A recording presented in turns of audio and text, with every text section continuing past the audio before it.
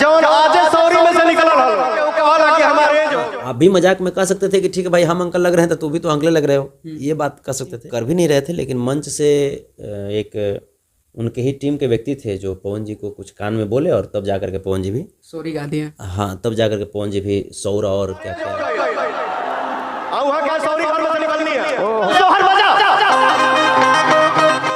नमस्कार, आप देख रहे हैं खबरें देश दुनिया चैनल। मैं हूं प्रिंस कुमार। इस वक्त अभी हमारे साथ संतोष रेणु यादव जी हैं। और भोजपुरी इंडस्ट्री में आजकल देखा जा रहा है तो विवाद चल रहा है खेसारी और पवन। भोजपुरी इंडस्ट्री में इस तरह से हमेशा विवाद चलते रहता है, एक खत्म नहीं होता, दूसरा स्टार्ट हो जाता है। तो उसी पर बात करने के लिए आए हुए हैं संतोष रेणु यादव जी से। तो कैसे हैं भैया? जी बहुत बढ़िया। तो बताइए कि खेसारी लाल और पवन सिंह में हमेशा ये विवाद चलते रहता है। कोई बोलता है कि अभी पवन सिंह का एज हो गया है, तो कोई एक बोलते हैं कि अभी सौर्य में से निकले हैं।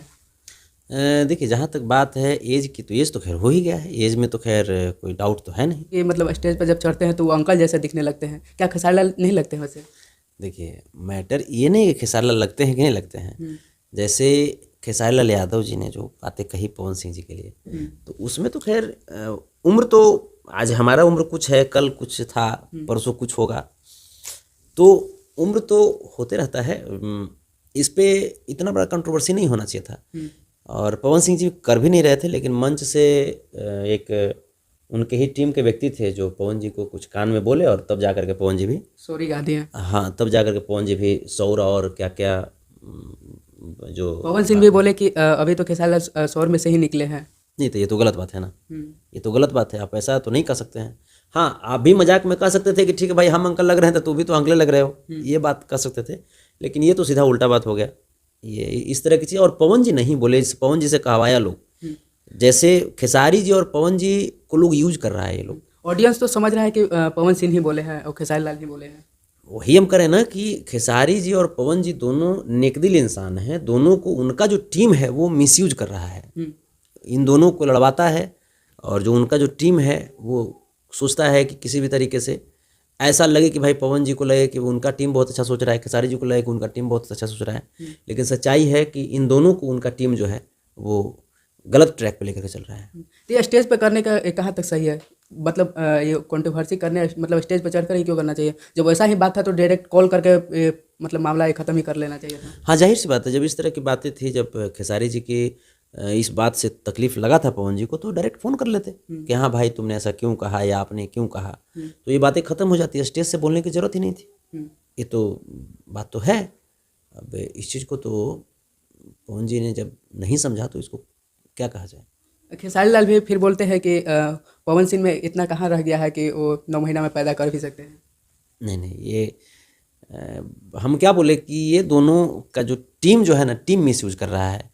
दोनों ही बहुत ही जेंटलमैन हैं, दोनों बहुत अच्छे इंसान हैं, एक दूसरे से बहुत प्यार भी करते हैं। लेकिन जैसे जो उनका जो टीम है वो बार बार इधर कभी उधर करके, जैसे हाँ, खेसारी जी का एक बात मुझे जो बहुत तकलीफ दिया, वो बातें थी कि वो बोलते बोलते बक्सर के एक मंच से बोल दिए कि मैंने मरहूँ जी बताइयो तारा घरे सोहर ना हुई। तो ये यानी कि पवन खेसारी लाल भगवान होंगे तब तो पता चला कि उनसे नहीं हो पाएगा। हमने यही तो कहा कि ये बातें मुझे भी तकलीफ दी, और उन तमाम लोगों को ये बातें चुभी होगी जिनके कोई संतान नहीं है, उन तमाम दंपतियों को ये बातें चुभी होगी, चाहे वो किसी धर्म से हो, किसी जाति से हो, किसी संप्रदाय से हो, किसी वर्ण से हो। लेकिन इसमें जो है, ये मैं दावे के साथ कह सकता हूँ कि ये शब्द भले ही खेसारी जी के ज़ुबान से निकले हैं, लेकिन ये शब्द खेसारी लाल यादव जी के नहीं है।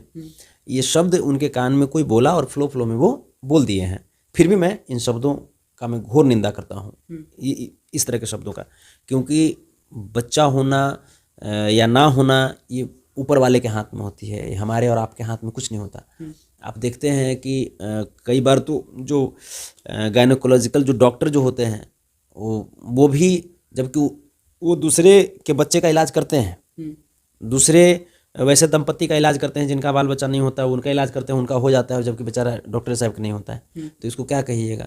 ये एक बच्चे खास करके संतान जो होते हैं वो नेचुरल गिफ्ट होते हैं, ये हमारे आपके बस की चीज़ नहीं है।